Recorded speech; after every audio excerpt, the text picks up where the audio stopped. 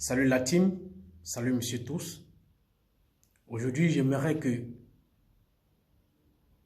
nous parlions sincèrement.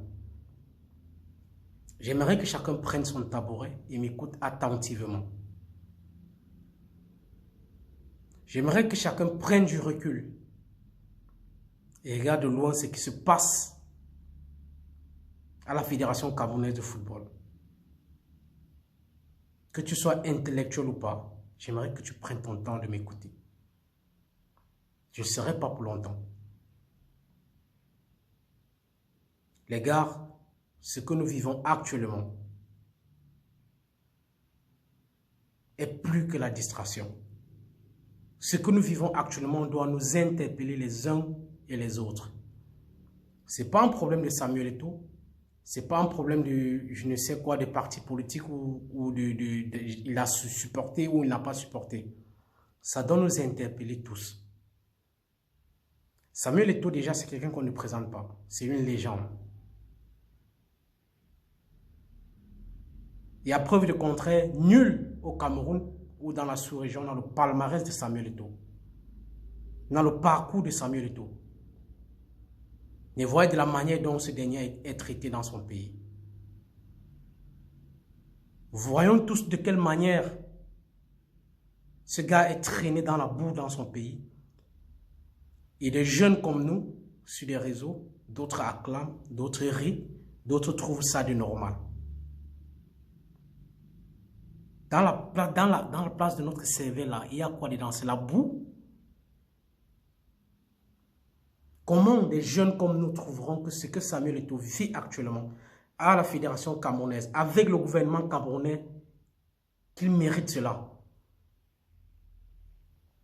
Et là, je ne parle pas de tout le monde, je parle d'un groupe de personnes qui sont sur les réseaux, qui acclament la façon dont Samuel Eto'o est traité par le gouvernement camerounais. Et tous ceux de l'opposition qui ont l'habitude de sortir des choses selon les textes, nul ne dit le petit mot. Mais lorsque les Lions indomptables gagnent un match, tous publient sur leur page une lettre de félicitations. Ou lorsque les Lions indomptables partent pour une compétition, tous sortent une lettre d'encouragement. Mais aujourd'hui, avec ce qui se passe à la Fédération camerounaise, nul ne dit le petit mot. Je parle de ceux de l'opposition. Nul n'ose dire des choses selon les textes comme ils ont l'habitude de le faire. Nul. Vraiment, nous vivons dans quel pays? On a été tellement marmaillés que même ce qui est anormal, nous trouvons normal. On a duré dans la bêtise jusqu'au point que ce qui est anormal, on l'accepte, on trouve que c'est normal jusqu'à on justifie. On cherche des justifications à ce qui est anormal. Depuis quand? Depuis quand? Et par comment? C'est un gouvernement qui nomme, excusez-moi, un sélectionneur, qui nomme un staff. Et des gens applaudissent. Ouais, le gouvernement est fort. Ouais, personne ne tient la tête contre le gouvernement. Les gens applaudissent.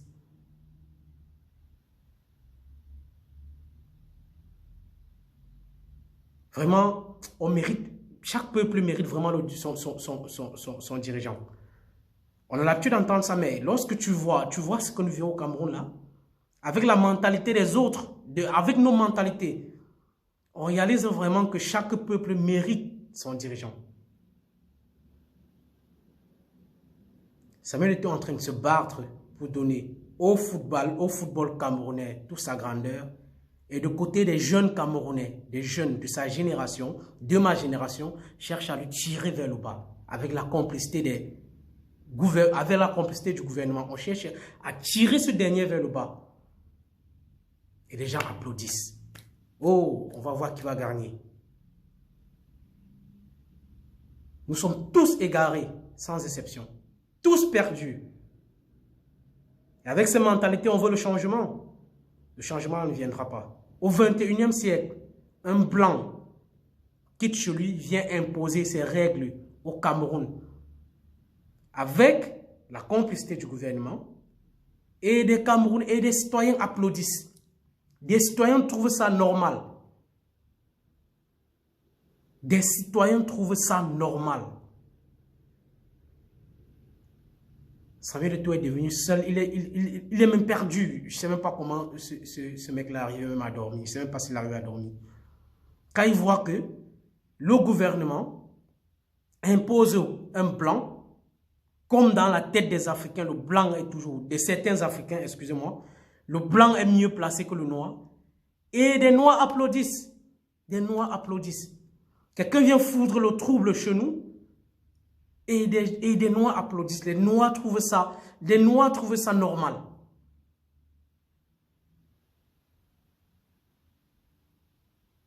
Qui nous a même fait ça, sincèrement? Qui nous a fait ça? Qui nous a fait ça? Et ça, on aspire au changement. En tout cas, les élections approchent. Et je ne sais même pas si les élections vont même trouver le gouvernement en place. Je ne pense même pas. Avec cette allure, je ne pense pas que 2025 va trouver le gouvernement en place au Cameroun. Je ne pense pas. Je ne pense pas. Cela a déjà duré pour longtemps, les gars. Cela a déjà duré pour longtemps. Je sais que tout le monde, beaucoup de personnes attendent 2025, mais je pense que cela a déjà duré pour longtemps. Sachez quelque chose dans la vie, le respect ne se donne pas, le respect s'arrache. La liberté s'arrache. Si tu attends que quelqu'un vienne te donner ta liberté, c'est que tu attendras jusqu'au jour qu'il va mourir. Lèvons-nous pour notre nation, lèvons-nous et disons non pour ce qui se passe, pour ce que nous vivons. C'est de trop. On ne peut pas venir chez nous malmener nos légendes comme ça. Un blanc qui n'a aucun palmarès vient chez nous, fout le trouble avec l'aide, je vais toujours rappeler ça, l'aide du gouvernement, l'aide de nos vieux, de ces vieilles personnes-là. Et nous les jeunes, on les applaudit. Lorsque Samuel Eto'o a nommé Rigobertson, toujours nous, on a trouvé que Rigobertson n'avait pas de palmarès. Mais regardez les gars, Marc Bruce a quel palmarès contrairement à Rigobertson? Marc Bruce là a quel palmarès? Aujourd'hui, vous n'en parlez pas. Or que lorsque Samuel Eto'o a remis le flambeau à son frère noir, nous l'avons critiqué. Je suis d'accord que les résultats n'ont pas suivi. Mais, Marc Bruce là a quel palmarès? Il a quel palmarès? Prenons conscience, frère. Prenons conscience, les gars. C'est tout ce que j'avais à vous dire aujourd'hui. Pour ceux qui ont écouté la vidéo jusqu'à la fin, n'hésitez pas à partager. Mais sachez que le gouvernement en place là, je ne pense pas qu'elle tiendra jusqu'en 2025. Que la paix soit sur vous.